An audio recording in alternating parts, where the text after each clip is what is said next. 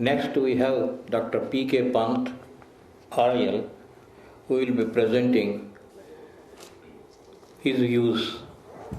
Because he's covered a lot of points which are common to industry, so I'll not touch upon that. I'll briefly touch upon Reliance's blocks all around. That's the number of blocks we have, 25 offshore, 3 onshore. Particular block KG-D6, which is in the news where gas has been produced. This is the FPSO where the oil comes and it's dispatched by mother tanker. This is the mother tanker, the daughter tanker is unloaded. This is the compressor platform, riser platform. For the uninitiated in the our industry, we have three stages for exploration: seismic data acquisition and interpretation.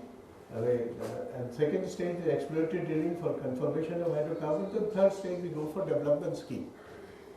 The idea was that one of the questions that had been raised by Dr. Sengupta is about drilling, seismic surveys and the drilling activity, particularly the drilling activity, exploration drilling activity, we are going to find oil. In that we do scientific surveys in the first one. Second one, we drill at the locations which are pointed out by those studies to find out whether, that is like proof of the pudding is in the eating. So we figure it out whether oil is there or not. And the actual actual issue comes when we find oil and do appraise in the rig, we go for a third stage for the development.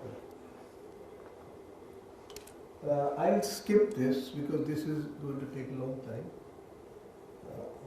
Time is not problem now, sir. Huh? Time is not problem now. So that's not an issue which I think.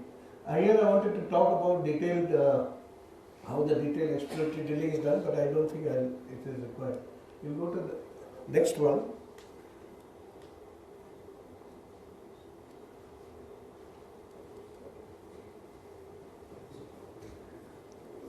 Okay.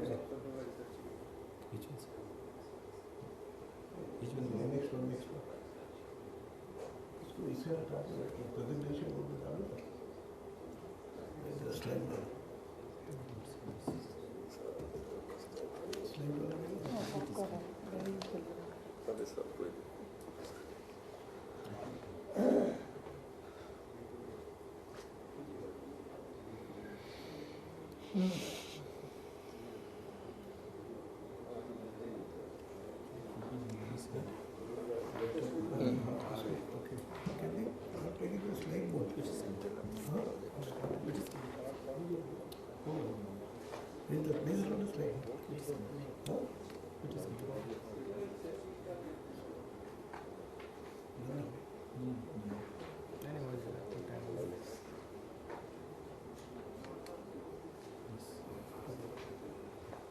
Alright, this is the FPSO.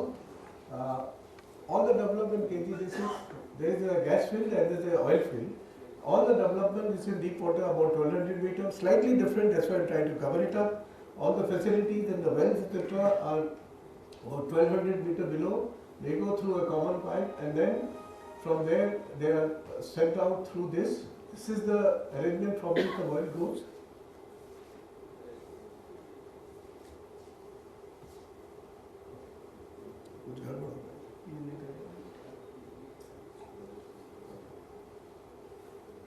So basically subsea, and these wells can be controlled from there, and the oil that goes from there,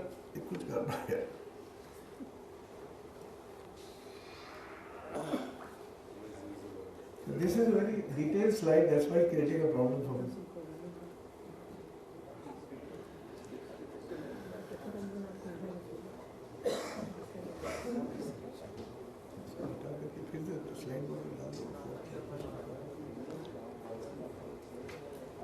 Can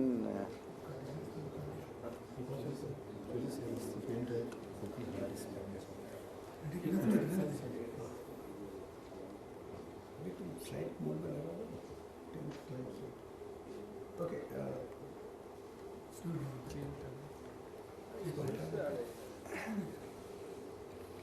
It's okay. You want to do the next one? Next day.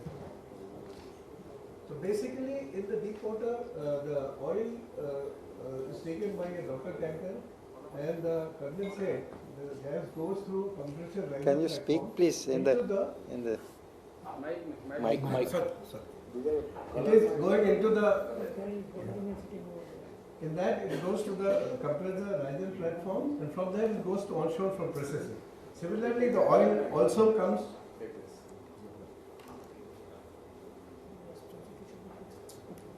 Similarly, the oil also from the subsea facilities goes through riser platform onto the onshore dumper.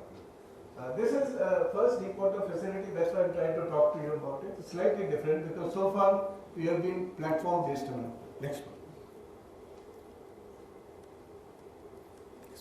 Next. Okay. About our environmental performance, from April 2009 to March 2010, we have carried out all kinds of compliances that are required for the onshore terminal and out of onshore terminal and Wakalpudi, which is the shore bridge which is used for supply of the material to the offshore. We file various kinds of returns for environmental statement, battery returns, half-yearly reports of consent for establishments, and half-yearly report on EC conditions, annual hazardous waste return, etc., etc. Similarly, environmental performance we conduct post-project monitoring through DD and NIO for offshore. Compliance for all statutory norms and regulations are done. Environmental awareness programs are carried out, and ISO 40,001 certification has been obtained. These are the various details that we do with respect to celebration of various green belt development initiatives in biodiversity. ETV led by BioZipper is being developed by OTBL, and restoration of afforested or degraded mangrove area about 10 hectares in association with Swaminathan Foundation has been carried out by Reliance. And next one. This was the degraded area, 10 hectares, restored. Next one. This is how it was restored later by them. Next. Prior to issue that came up today, and it is relevant today in the oil industry related to oil spill, how we are prepared for oil spill. We have, prior to some commencement of drilling in various blocks, and for development operation, we develop an oil spill response plan. We provide facilities, tier 1 response facilities, develop that and get it approved by Coast Guard, submitted to Coast Guard, and we have many joint exercises with them. Next one. The emergency response to meet any of these contingencies is organized in 3 levels. One is at the facility where the issue is. Next level is the country-wise emergency plan and the ENP-wide emergency plan. So 3 levels of organization which are, this is where the response takes place, this is where the guidance is. Depending on the severity, it moves up. Next one. And emergency response team is the lowest level where the response is done. Whereas the management teams are at the respective centers, regional center, crisis management team is at the highest level. Next. These are the scenarios which have been covered in the emergency. Next. These are some practices that are going on. This is the oil spill contingency plan for KG blocks submitted to Coast Guard. Just a copy of that.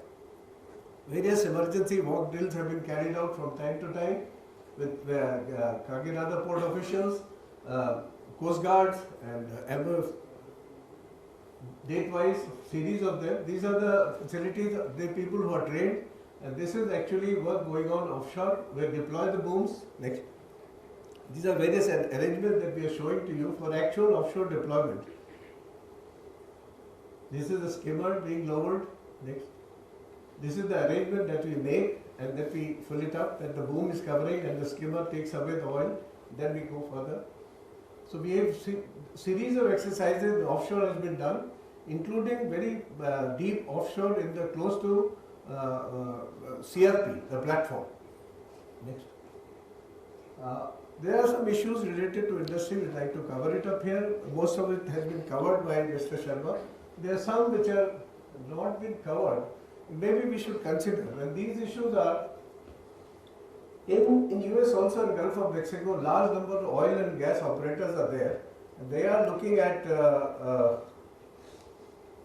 what they do prior to award of the blocks, these blocks are already looked at by the various agencies like EPA, Coast Guard, and MMS, Mineral Management Services. So they are looking at all the areas. They go through extensive scientific studies. Their technical institutions are involved. They identify whether blocks can be offered or not. If they are offered, if there are some environmentally sensitive areas, they are not offered for exploration. In India, what we are doing is, as we can go back, next. In India, we have, see, if you look at the DGS map, we have offered so many blocks all around, and each fellow has to do his own environmental assessment at different times. About 263 or so many number of blocks have been offered.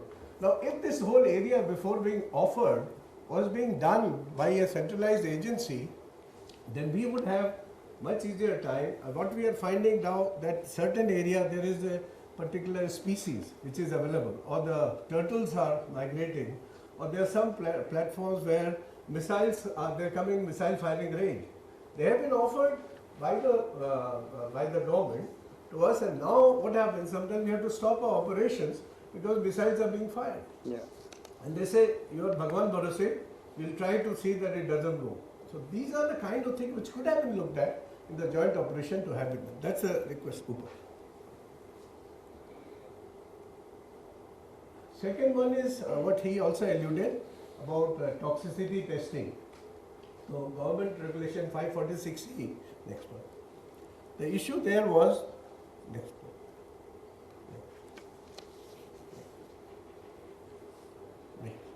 Okay. As per this, the chemicals additives used for the preparation of drilling fluid should have low toxicity, that is 96R LC50 greater than 30,000 milligrams per liter.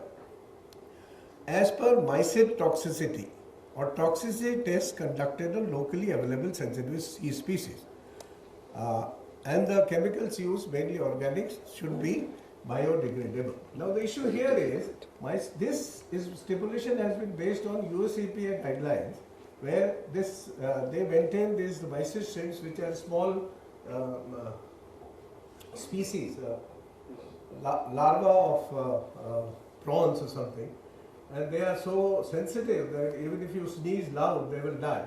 So they conduct tests on that, on some sea waters for that.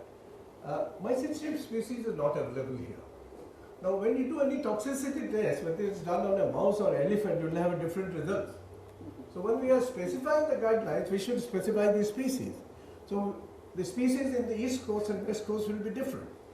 So our suggestion is, NIDI has come back after we went through all this kind of thing. What we are doing right now, we are sending our samples to USA. The only place where it is being done. Very expensive, and after that World Trade Center demolition, they have been so strict for sending out from here and getting Biological. it takes us months to get it out. So then further it takes that much later to get the report out.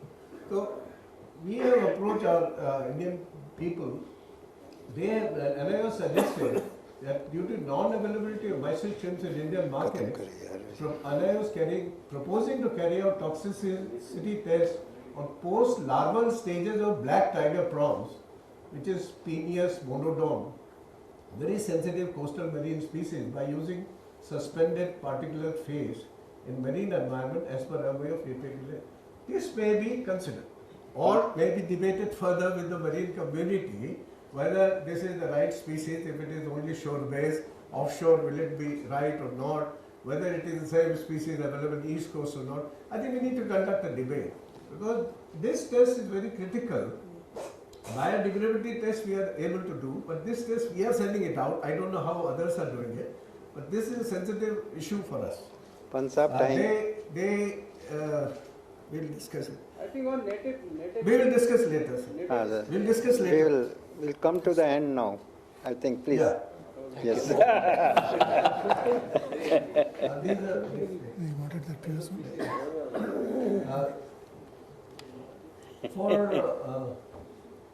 I think Dr. Sen Gupta is proposing something better.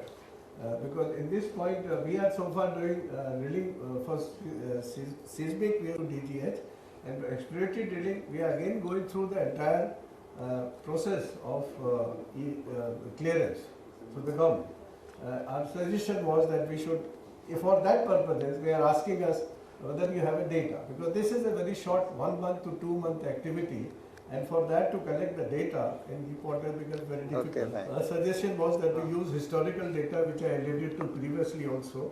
All the other reports have been submitted, should be developed by MOF in a data bank and can be used. However, since the activity is very low, and I would urge that be considered whether EIA for that stage is at all necessary, and we concentrate on development when we have found oil. Because at this stage we don't know whether oil and gas has been found. So we concentrate in the development stages where we take the data, etc. Okay, Pant Sahib, you made One your of the point. one of the problems, sir. You made your point, I think. Okay, This is next. done.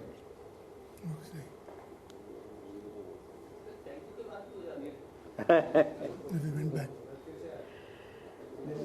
I hope we are not going back. Only that point. Issues that we got. Issue say, There is another issue that I like to talk about. That is about the validity of terms of reference.